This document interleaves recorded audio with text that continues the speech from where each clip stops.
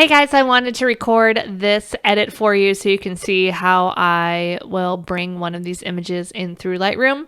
This was one of our images we shot in the rain in Glencoe. And actually, I'm looking at it. I'm not sure if dog number 2's eyes are open. Oh, they are. They're just really dark. All right. So let's go ahead and get started with this, shall we? All right. So this is straight out of camera. White balance looks pretty good because I love my Expo disc. So I'm just going to start pulling up a little bit of shadows here. Oh man, I could pull that up just about all the way. It doesn't do a lot. So we're going to pull the exposure up a little for the whole thing. We're going to pull those highlights down to kind of bring that house back so it doesn't get too bright. And then actually going to start dealing with some masks. There's not a lot of other things I want to do in here. I am going to add just a touch of texture. Actually, even with the rain, I kind of like adding that texture to everything because the rain adds to that story. All right, so now I'm going to go ahead and start masking some things off. I'm going to select subject first. See what it does with that house there too. Oh, so we're going to hit subtract, brush, make a nice big brush, and we will paint that away. Dear Adobe, we need to be able to select like a circle, like a lasso to deselect. That would be super. Okay. Now I'm going to pull up the shadows a smidge more here. And then since I'm pulling those shadows up so much on the dogs, you start to lose any sort of contrast. So now I'm going to pull the blacks down. Oh, not that much. I'm going to pull these blacks down just a touch. Actually, gosh, they were so dark. We don't need that much. I might actually pull up the highlights on them. Pull the whites up on them a little bit. It'll add some more contrast to them. So you can see how this is kind of changing the fur. And since it's just selecting them, that works well. I find that when you're just selecting the subject, you don't want to mess with the exposure because that makes it look really obvious. You're like changing the exposure. Don't do that. But you can kind of mess with these other options in here to bring some more details here. So that's without any black. So do you look how they look kind of washed out and gray? So we're just going to pull that black down just a little tiny bit, not a ton. And I think the dogs look pretty good there. All right, so we're going to create a new mask. And we are going to actually select the subject again. This time we're going to subtract, brush, and we're going to brush out the dogs. Because I did them.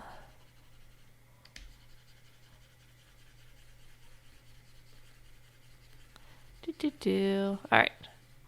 So now we just want to deal with the house. And I want to pull these highlights down even more. Possibly even the exposure. Just nope. That looks funky. Maybe just a touch. Like 0.1. All right. That's good. Now it's still in the image, but it's not nearly as bright as it was. So we will hit done with that mask. All right. Next up, let's do some more masks here. Let's go ahead and I'm going to create a new mask, Begley, radial gradient, and we will kind of want to create one that connects these two pieces together. You know, from the dogs to the house so that your eye's not being competing between the two. So we have the dogs here. Let's go ahead and I'm just going to pull this exposure up just a touch to kind of connect those two.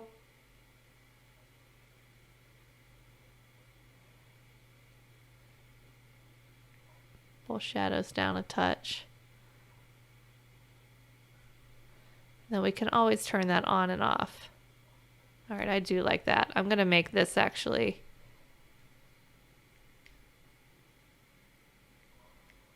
there we go. A little bit more there. All right. So now what else do we want to do here with this? We need to bring up some eyes, but I will do that in Photoshop. I will get rid of these couple random grasses in Photoshop. I think that might be it. There's one more thing I want to try. I don't know if I'll like it or not, but the only way we know is to try. So I'm going to try a linear gradient, or not linear, radial gradient. And kind of select this whole center piece here with the dog and the house. I'm going to actually know what I'm going to do. Keep that same. I am going to invert it. Make it bigger.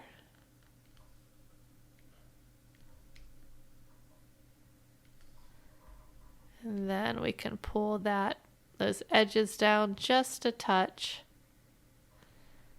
I'm going to adjust this mask a little bit. So you can adjust these masks after you've already done them. It's non-destructive, which is awesome.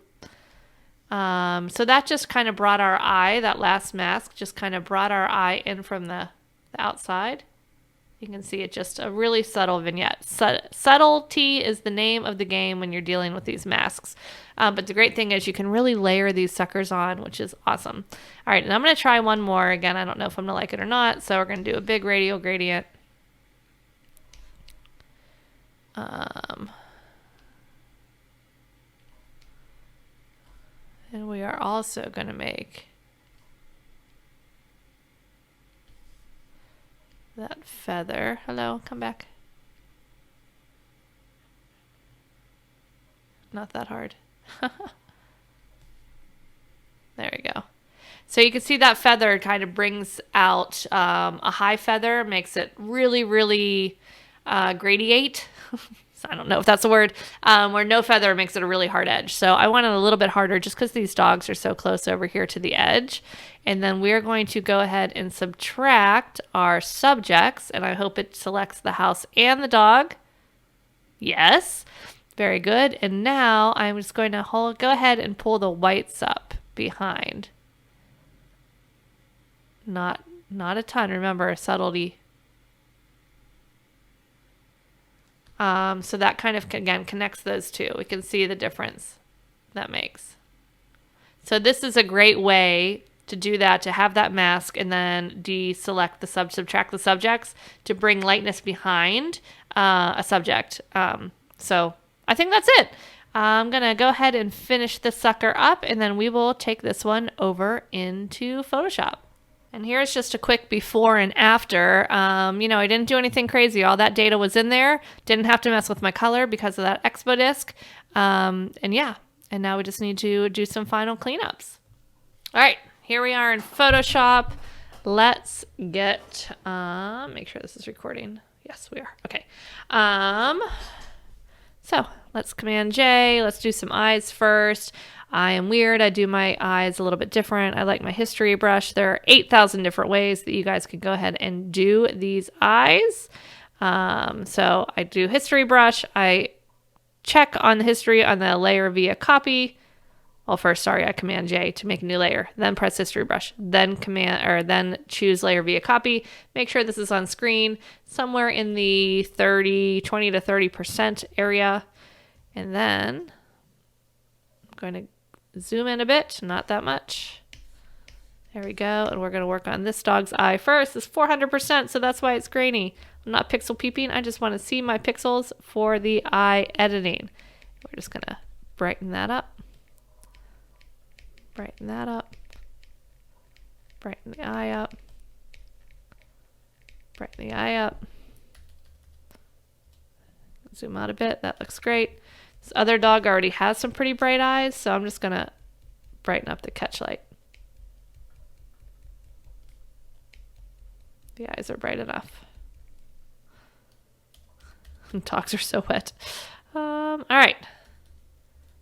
And then we can turn it on off to make sure it still looks natural.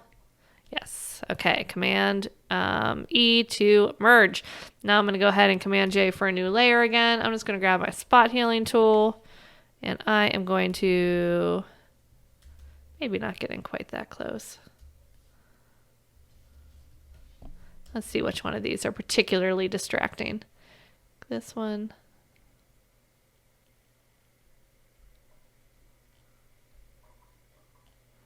This one.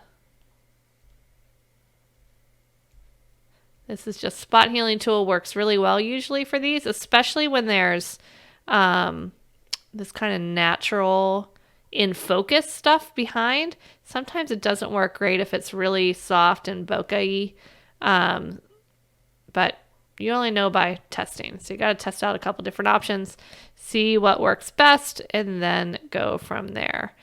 And then you have to stop yourself from doing this for every single piece of dead grass. Those two are like next to each other. They look weird though. And that one's now by itself and it looks weird. Oh gosh, and these are annoying.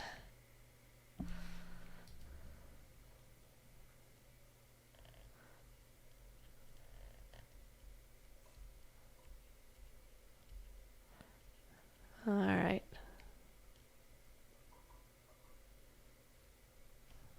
Is this exciting?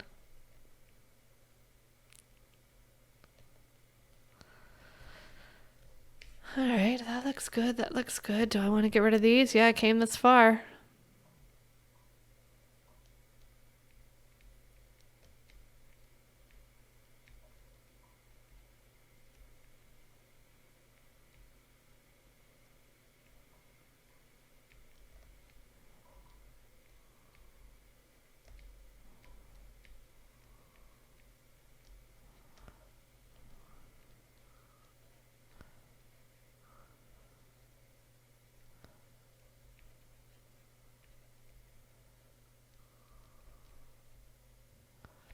All right, and then this looks a little funky right there. So I'm just going to grab a clone stamp.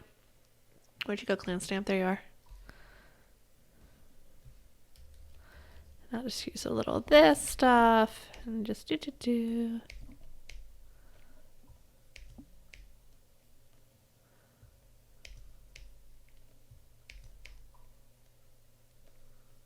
Not liking that. Hold on.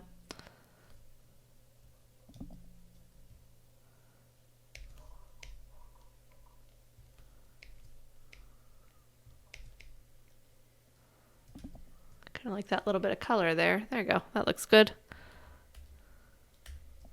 That, ladies and gentlemen, I think is it. I might do one more thing here, and I might take it through some topaz. Filter topaz, or some Nick, because it's available.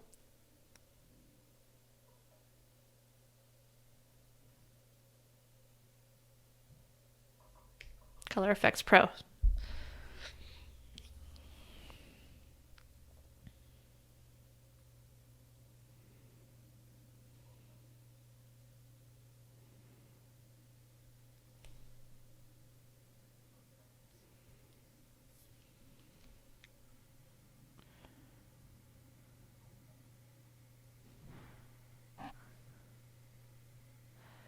And I really just want to do the detail extractor.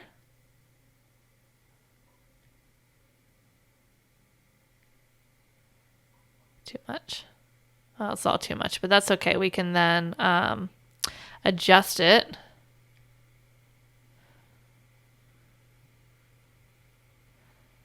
There we go. All right. We can then adjust it here in Photoshop with masks and opacity, our friend. Okay.